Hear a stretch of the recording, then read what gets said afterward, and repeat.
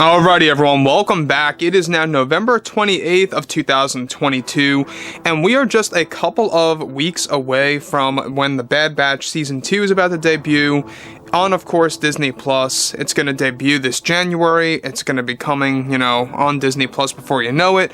And a lot of other things by John and Dave, like Mando Season 3 in February, Ahsoka by spring and or summer of next year, and a handful of announcements coming our way as well at Star Wars Celebration and D23. This is Mike Zero. Make sure to subscribe if you're new to the channel for future Star Wars updates. Also, by the way, guys, make sure to drop a thumbs up on this video to support the channel. I thank you all so very much for the kind support. It is greatly appreciated. Now, one thing about the new universe between George, John, and Dave is that they are not only taking a lot of fan-favorite elements from Star Wars Legends, but that they are also taking a lot of the core aspects from the Thrawn Trilogy books, from the Shadows of the Empire books, as well as the New Jedi Order, and a whole lot more on the horizon. Now, the thing about Bob Chapek and Bob Iger, as I like to call it, the Battle of the Bobs, because they've had a very big grudge against each other for a very long time now, ever since 2020. It's been a well-known fact. When basically Iger left in Q2 of 2020, both of their transition, was a very rough and awkward one because of their differences and their difference in beliefs of how some of the franchises should have been handled, like Star Wars, Marvel, etc. And the same exact thing happened here with both Chapek and Iger on their most recent transition, where Iger is now back and Chapek is out. So on the next thing that I do want to go over here is that with Disney CEO Bob Iger now back in and Bob Chapek officially fired, both Chapek and Iger have been more talkative recently about their past and future with the Star Wars brand. Now, recently Chapek opened up about what Iger would talk about behind the scenes when he was CEO about the Star Wars brand.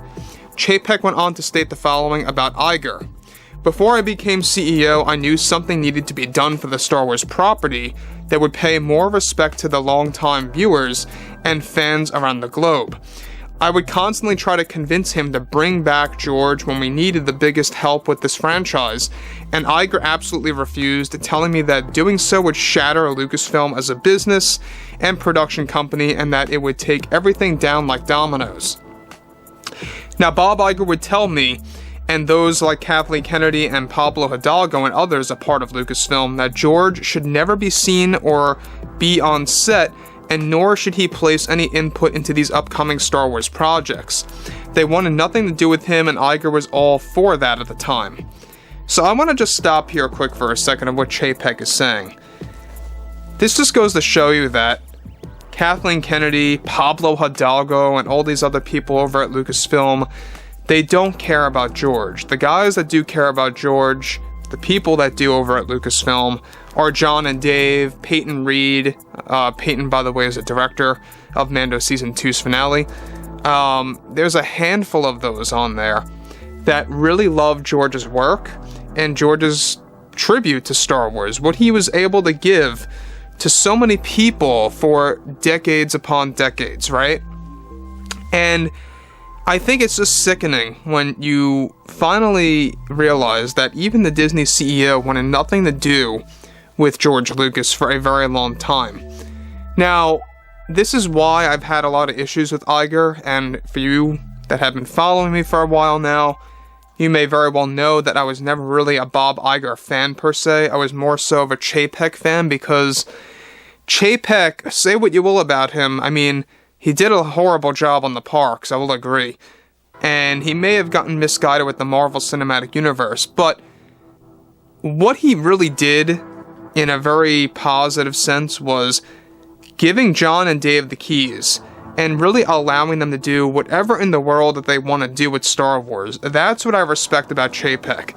And by the way, that entire plan for John and Dave is grandfathered in to the Disney company by contract. So I think that's great, because now Iger cannot change that. He can't even attempt to change it, but not that he wants to anyway. Moving on to the next thing here. So, apart from all of that, alright, Iger only started wanting, he says, to use George when he realized that fans were absolutely against what we had done with The Last Jedi at the time. And so Iger wanted George to play some role with The Rise of Skywalker. Iger got him involved and then later decided to erase all of his work, all of the energy that he spent on set directing some scenes here and there, and sent him on his way. I thought this was unprofessional to the maximum, since of course it's why I have given privileges to John and Dave that are now grandfathered in, as he says, over at the Disney company that cannot be altered by contract. I am thankful that Lucas is now working with John and Dave on many new projects that are up and coming.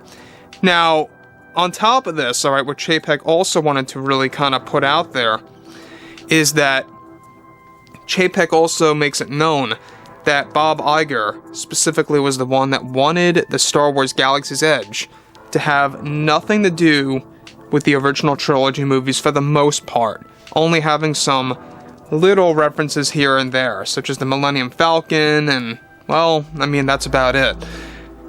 He wanted nothing to do with the original trilogy. It was all about sequels and just the sequel trilogy lore, and that's it, period, the end.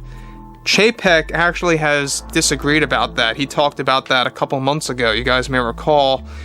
And Chapek was kind of like just the fall guy, as everyone is calling him. And he was put into that situation to handle the parks that nobody really asked for, alright? Now, you guys may like Galaxy's Edge, that's fine, but there's no doubt about it that they could have done something far superior. Example, a Tower of Terror-like ride that's a Darth Vader castle. You know, right there, it doesn't take that much effort to really come up with something amazing. So anyways, I digress. Moving on from that, he goes on to say, on top of that too, Bob Iger has been attempting to alter and change that plan, but it is grandfathered in.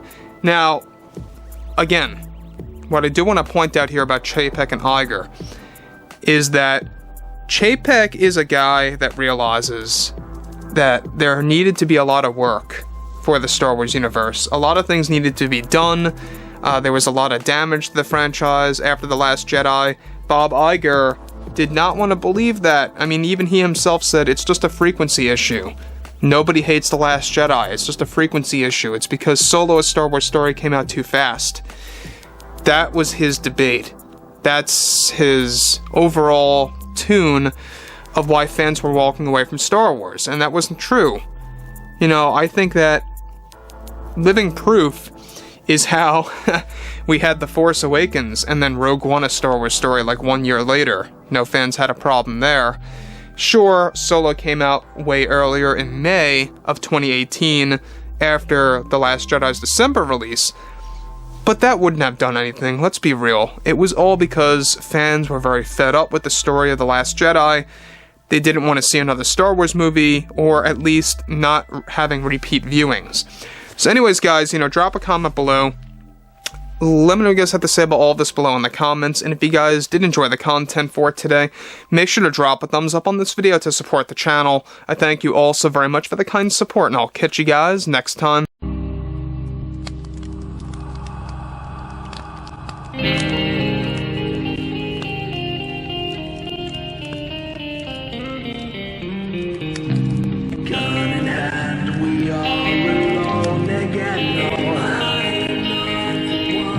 From night to